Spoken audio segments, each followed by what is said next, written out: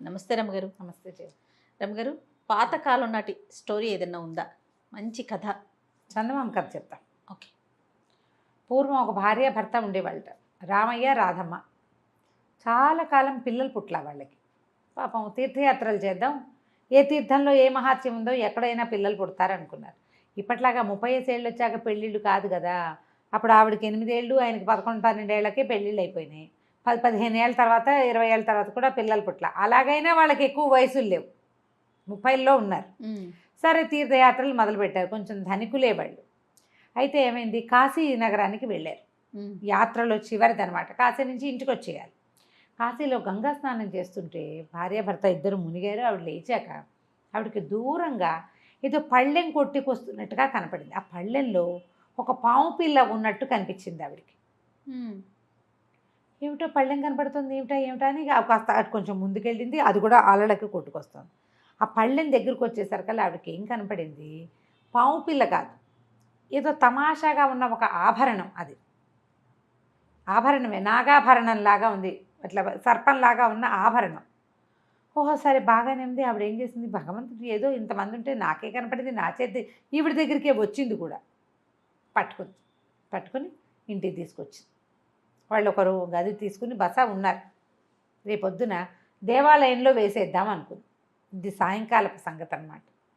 అయితే అది పెట్టి అక్కడ పెట్టుకునేసరికల్లా తెల్లవారేసరికి ఆ బంగారపు పళ్ళెంలో ఆ ఆభరణం కాస్త ఒక పిల్లాడిగా మారిపోయి ఉంది. ఒక పిల్లవాడు. ఆశ్చర్యపోయారు, ఏమిటి ఇట్లా విచిత్రంగా ఇలా పిల్లవాడు అయిపోయాడు. భగవంతుడు, గంగాదేవి మెచ్చి ఇచ్చింది నాకు సంతానం లేరని అని చెప్పి పిల్లాడు గంగ వల్ల దొరికాడు కాబట్టి గంగాదత్తుడు అని పేరు పెట్టుకున్నారు. ఓకే. పిల్లాడు చక్కగా బాగుండేవాడు. సరే, కాశీనగరం నుంచి ఇంటికి వెళ్ళిపోయాడు. అక్కడి నుంచి చక్కగా పిల్లాడు బుద్ధిమంతుడు. ఏదో స్కూల్లో చేర్పించారు, పాఠశాల. అప్పుడు చిన్న గురుకులాలే కదా, ఇంటి దగ్గర గురుకులంలో చేర్పించారు. ఏదో చదువుకున్నాడు. వీళ్ళకి ఆస్తి స్వాస్తి అన్నీ ఉన్నాయి కదా. పెద్దవాడయ్యాడు. ఓ పిల్లనిచ్చి పెళ్లి చేశారు. సుందరి అమ్మాయి పేరు, కోడలి పేరు సుందరి. అయితే అమ్మ నాన్న ఇద్దరు కాలం చేశారు. నాన్న కాశీలో మాకు ఇది చేయనైనా అని చెప్పి కాశీలో మాకు ఉత్తర క్రియలు చేయమన్నారు.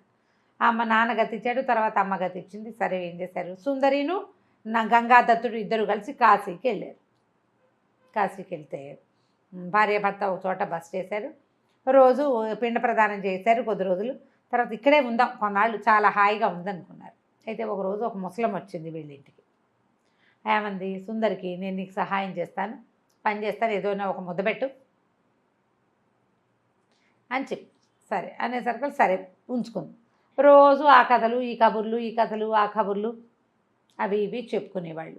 పెద్ద ఆవిడ కదా, ఆ ఊళ్ళో ఇలాగైంది, ఈ ఊళ్ళో ఇలాగైంది, మా చిన్నప్పుడు ఈ గుడి ఎక్కడితో తెలుసా, ఇలాంటి మాటలు మాట్లాడేసరికల్లా సరే ఆ బాగా అలవాటైంది. ఒకరోజు ఏమన్నది, ఏమే పిల్ల, మీ ఆయన నీతో మనసు ఇచ్చి ఉంటాడు, భార్యాభర్తలు అంటే మనసు ఇచ్చి పుచ్చుకోవాలి అంది. మేమంతా మనసు ఇచ్చి పుచ్చుకున్నాం అంది సుందరి. ఏం మనసు ఇచ్చి పుచ్చుకున్నావు, మీ ఆయన ఎక్కడ పుట్టాడో తెలుసా నీకు? ఏమో, మా అత్తగారికి పుట్టుంటాడు, ఇంకెక్కడ పుడతాడు ఏమో, అందరం ఎవరి ఊళ్ళో వాళ్ళు పుడతారు. కాదు, మీ ఆయన ఎక్కడ పుట్టాడో తెలుసుకో, అది కదా తెలియాలి. పెళ్లి సంబంధానికి వచ్చినప్పుడు మీ అత్తగారు మీ ఊరేది, మీ పేరేది, మీ అమ్మమ్మ ఊరు, మీ అమ్మ వాళ్ళ మాతామహులు, మీ నాన్న మాతామహులు అవన్నీ కనుక్కోలే. మరి నువ్వు అడిగావు మీ ఆయన ఎప్పుడైనా అంటే అడగలేదండి. మరి అడుగు అనేసరికల్లా సరే ఈ పిల్ల ఏం చేసింది, భర్తని అడిగింది, నువ్వు ఏ ఊళ్ళో పుట్టావు, నువ్వు ఎక్కడ పుట్టావు అని అడిగేసరికల్లా ఇతను ఆలోచిస్తూ ఉండిపోయాడు. నాకు గుర్తొచ్చింది అని లేచి గబగబా నడుచుకుంటూ గంగానది వైపు వెళ్ళిపోయాడు. వెళ్ళిపోతే ఏమిటి గుర్తొచ్చిందని వెళ్ళిపోతున్నాడు బెరబెరా అని వాడు వెనకాలే వెళ్ళింది పరిగెత్తుకుంటూ. అతను ఏం చేశాడు, బుడుంగమని గంగలో మునిగిపోయాడు. అయ్యో, దూకేశాడు, గంగలోకి వెళ్ళిపోయాడు. అయితే ఈ మొగుడు వెనకాలే వెళ్ళినటువంటి ఈ అమ్మాయి కూడా అతను ఎక్కడ దూకాడో అక్కడ దూకేసేసింది. దూకేసరికల్లా ఈ అమ్మాయి కిందకి వెళ్ళిపోయింది, వాడు కిందకి వెళ్ళిపోయాడు. ఎక్కడో ఒక పక్కన పడిపోయి ఉంది. చాలాసేపటికి మెలకు వచ్చి చూసుకుంటే అదేదో వేరే లోకంలాగా ఉంది. అదేం లోకమో తెలియలే, తిరుగుతోంది అటు ఇటు. ఆ కుర్రాడు ఏమయ్యాడో దానికి తెలియలే, బగుడు కోసం అటు వెతుక్కుని ఇటు వెతుక్కునేసరికల్లా సరే ఆ ముసలమ్మ కనపడింది ఒక చోట. కనపడితే ఏడ్చింది, మా ఆయన ఎక్కడ పుట్టాడో కనుక్కో అని చంపావు.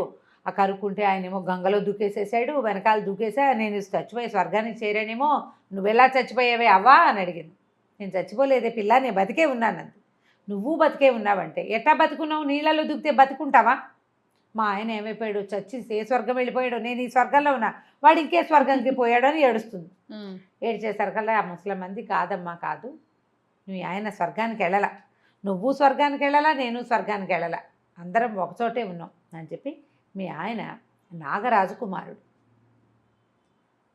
మా నాగరాజుకి భార్యతోటి ఒక్క కుమారుడే కలిగాడు. అయితే ఆ పిల్లాడు చచ్చిపోయినట్టు కనపడితే అయితే బ్రహ్మదేవుడు దీనివల్ల ఎండలో పెడితే, సూర్యకిరణాలు చూపిస్తే పిల్లవాడు బతుకుతాడని బంగారు పళ్ళెంలో పిల్లాన్ని పెట్టి నా చేతికి ఇచ్చారు, నేనే దాదిని. సరే నేనేం చేశాను, మాకు పాతాళంలో ఎండ ఎట్లా ఉంటుంది, పాతాళానికి సూర్యుడు చేరడు, భూమి మీద ఉంటాడు, సూర్యుడు ఎక్కడ ఉంటాడు, అదే భూమికే ఆ అవకాశం ఉంది, సూర్యుడు అవకాశం. అందుకని ఏం చేశాను, గంగానదిలో నుంచి పైకి వచ్చి అలల మీద పెట్టాను. ఎండ ముదిరేసరికి కంగారు పడి తలదాచుకోవడానికి నీటిలోకి వెళ్ళేసరికల్లా నీటి వరవడికి పళ్ళెం కొట్టుకుపోయింది. ఆ పళ్ళెం వీళ్ళకి దొరికింది. మానవ స్పర్శతోటి పిల్లవాడేమో మానవ రూపాన్ని ధరించేశాడు. పిల్లాడు బతికి వాడు మనిషి అయిపోయాడు. అయితే అసలు రాజుగారు లబోదిబ్బమన్నాడు. ఆవిడ భార్య విపరీతంగా ఏడ్చింది. అయితే మహాముని ఒక ఆయన వచ్చి, పిల్లాడు పెద్దవాడయ్యాక అతని జీవితం ఎక్కడ పుట్టాడు అనేది గుర్తు చేస్తే జ్ఞాపకం వస్తుంది, వెనక్కి వస్తాడని చెప్పాడు. అందుచేత నేను వచ్చి ఆ విషయం గుర్తు చేయటం కోసం, ఎవరికో ఎలా తెలుస్తుంది, నాకే తెలుస్తుంది, నాగరాజు వాళ్ళకి తెలియదు, ఈ పిల్లాడు ఎక్కడ తప్పిపోయాడో నాకు తెలుసు. ఇంతకాలం నుంచి చచ్చి బతుకుతున్నాను ఇక్కడ నేను, ఆ పిల్లాడిని వెనక్కి ఇల్లు చేరిస్తే కానీ నాకు శిక్ష తీరదు. ఈవిడే కదా దాదే పట్టుకోలేదు, తన వల్లే కదా, అందుకని నేను ఆ పిల్లాడిని గుర్తు చేశాను అనేసరికల్ ఈ సుందరి వలవలా ఏడ్చింది. నాకా వెదగా తల్లిదండ్రి పెద్ద ఎవరు లేరు, కుటుంబం చాలా చిన్న కుటుంబం, వాళ్ళు గతిచ్చారు, అత్తామామ గతిచ్చారు. ఇదేమో కాశీనగరం నేనున్నది, భర్త ఏమో ఇక్కడికి అయిపోయాడు, నా భర్తే కావాలి నాకు అనేసరికల్లా ఆ ముసలిదానికి జాలేసింది. వాళ్ళిద్దరూ ఎంత అన్యోన్యంగా ఉన్నారో చూసింది. అయితే ఓ పని చెయ్యి, ఇప్పుడు కాసేపు నీ భర్త నిద్రపోతున్నాడు, వాళ్ళ అమ్మ భోజనం తీసుకొచ్చాక నువ్వు కనపడు, మర్చిపోయాడేమో నన్ను, ఇప్పుడు మరి నాగపావం అయిపోయాడు కదా అంటే, కాదు నువ్వు కనపడితే గుర్తొస్తుంది, కనపడకుండా కట్టుదిట్టం చేస్తాడు తండ్రి, నువ్వు నా వెనకాల వచ్చేయి, నేను ఆ గదిలో నిన్ను ఒక చోట దాచిపెడతా. అతను నిద్రపోయి లేస్తాడు, వాళ్ళ అమ్మ భోజనం తీసుకొస్తుంది. భోజనం తీసుకొచ్చాక అన్నం తింటాడు, పూర్తిగా తిండు, మిగిలిన అన్నం నువ్వు తినేసేయి. అన్నం తినేస్తే ఇక నిన్ను అతను వదిలిపెట్టలేడు, ఎంగిలి అన్నం తినేస్తే అని చెప్పేసరికల్లా సరే ఆ తోటలో ఇంచి బోళ్ళని మెలికలు తిప్పి ఒక గదిలోకి ప్రవేశపెట్టింది. ఈ అమ్మాయి అక్కడ దాక్కుని కూర్చుంది. సరే బాగా తెల్లవారిపోయింది. 11 గంటలు అలా అయ్యేసరికల్లా ఆ నాగరాణి గారు భోజనం తీసుకొచ్చింది కొడుక్కి. ఇక్కడ పద్ధతులు అవి అలవాట్లు వాడికి తెలియాలి, పెద్దవాడు అయిపోయాడు కదా, అక్కడి నుంచి మానవ రూపంలో వాళ్ళు మామూలుగానే ఉంటారు, మనుషుల్లాగానే, అవసరమైనప్పుడు సర్పంగా మారుతారు. అక్కడి నుంచి ఆవిడ భోజనం తీసుకొస్తే కొంత తిని ఆ ప్లేట్ అక్కడ పెట్టి పడుకున్నాడు. అతను పడుకుంటే ఏమైనా నిశ్శబ్దంగా వచ్చి ఆ ఎంగిలన్నం చక్కగా అతను సగం తిని అన్ని వదిలిపెట్టాడు కదా, తినేసి అక్కడ కూర్చున్నాడు. వీడు లేచాడు, భర్త లేచి అమ్మాయిని చూసి, ఎవరు నువ్వు అన్నాడు. నీ భార్యని, నీ ఎంగిలన్నం తిన్నాను అంది. భార్యని అనగానే వాడికి గుర్తొచ్చింది, కావలించుకున్నాడు. అయ్యో నేను ఇక్కడికి ఎలా వచ్చాను, నువ్వు ఎలా వచ్చావు, నువ్వు నా వెనకాల ఎలా వచ్చేసావు అని అడిగాడు. నువ్వు గంగలో దూకావు, నీ వెనకాలే నేను దూకేశాను అని చెప్పేసరికల్లా, అమ్మో మా నాన్న చాలా చెండశాసనుడు, ఇక్కడ ఉండనివ్వడు, మరి నువ్వు వెళ్ళిపోమన్నాడు. వెళ్ళిపోమంటే, నువ్వు లేకుండా నేను వెళ్ళి ఏం చేస్తాను, భార్యాభర్తలం కదా మనం అని అడిగేసరికల్లా అతనికి భార్యను వదిలిపెట్టాలని లేదు, అమ్మాయితో ఉండాలనే ఉంది, ఇక్కడ ఉంచుకోవడానికి తండ్రి ఒప్పుకోడు. సరే ఏం చేస్తాడు, ఆ పూటకు భార్యాభర్త ఆ గదిలోనే ఉండిపోయారు. మర్నాడు పొద్దున భోజనం తీసుకుని వాళ్ళ అమ్మ వస్తే నాన్న దగ్గరకు వెళ్తానని చెప్పి వెళ్ళి, ఇదిగో ఇది నా భార్య చూపించాడు, నేను దీన్ని వదిలిపెట్టి ఉండలేను, పాతాళంలో మనుషులు ఉండటానికి కుదరదు. సరే ఆయన ఏమన్నాడంటే, ఇక భార్యాభర్తల బంధం ఇంత బలమైంది, అమ్మాయి నీ వెనకాల గంగలో దూకి వచ్చేసింది, సరే నువ్వు భూమి మీదకి వెళ్ళిపో, కొడుకుని వెళ్ళిపో, మీ ఇద్దరు హాయిగా మీ దారిని మీరు ఉండండి, కాలం తీరిపోయాక వచ్చేద్దు కానీ అని చెప్పి మళ్ళీ వీళ్ళని గంగలోంచి తేలించి కాశీనగరంలో ప్రత్యక్షం చేయించారు. వాళ్ళు ఇంకా సొంత ఊరికి వెళ్ళకుండా కాశీనగరంలోనే ఉంటూ ఎప్పుడైనా ఒకసారి వెళ్ళి తల్లిదండ్రికి కనపడేలాగా ఒప్పందానికి ఒప్పుకొని గంగా నదిలోంచే వెళ్ళగలుగుతారు పాతాళానికి. అన్ని నదుల్లోనూ ఆ అవకాశం ఉండదు, గంగకే ఆ అవకాశం ఉంది. కాశీనగరం నుంచి అయితే సులువుగా పాతాళంలో వాళ్ళున్న నగరానికి వెళ్ళిపోతారనమాట. అక్కడే భార్యాభర్త హాయిగా కాశీనగరంలో విశ్వేశ్వరుని సేవించుకుంటూ గంగా నది స్నానం చేస్తూ పిల్ల పాపలతో కలకాలం హాయిగా ఉన్నారు. బాగుంది, సింపుల్ అండ్ సూపర్, చాలా బాగుంది. భలే ట్విస్ట్లు ఉన్నాయి రమ్మగారు, అదే కదా, తలుచుకుంటే గుర్తొచ్చేస్తా ఉంది. చాలా బాగుందండి. నమస్తే. నమస్తే జీ.